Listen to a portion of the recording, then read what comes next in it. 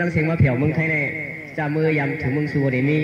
จำมือถึงโอเดมีเนี่ยเขาได้อ่อนมือเหล่ด้วยเมืองซูอินก่อนนะเขาได้ห้องความหวักในเมืองซูปุงเขาคืออะไรอยู่เมืองซูเขาเตรียมไว้น้องเมืองซูมีความปุงเนี่ยปดถอดได้ตั้งออกตั้งตก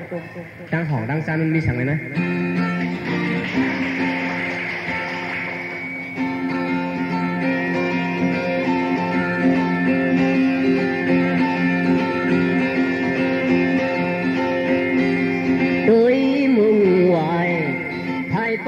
เสียงสัน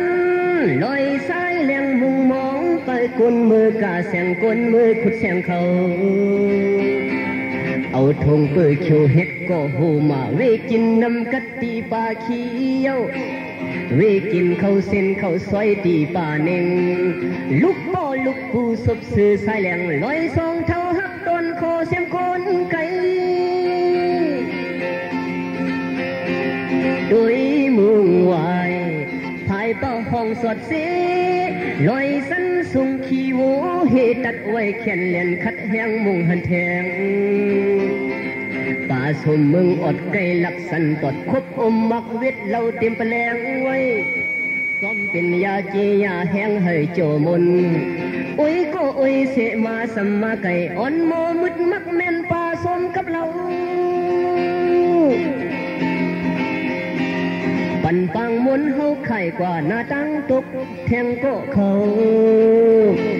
หอยยาวงาปองปังมองน้องสามีเลี้ยงกาแสงเมืองไก่โมยุ่มไก่สมสุขกาแสงไปอ่องเฮ็ดส่วนทุลินกินตีพายะสมเฮาลูกปอน้องมืดเมืองสูก้องแค่นปีเศษทอดไข่ห่างกึกตาลงให้ปามีอยู่ประสานลินแสงแหลงเมืองสู่เลยเฮาแทงลมเย็นเป่าผ่านพัดหมอกออกเมืองทันไหนตาหอมไหนใส่เมืองสู่หมอเมาต่างหักสู่เยาเอาโคนำหน้าวัดพระห่างสาใกล้หันเมียนเฮานั่งเงามองต่างนางสาวนกวันนกเมืองหอดเอวแทง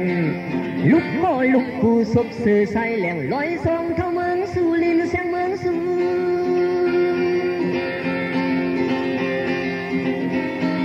ปันปังมุนเฮาไข่กว่าหน้าต่างตกแทงก็เขา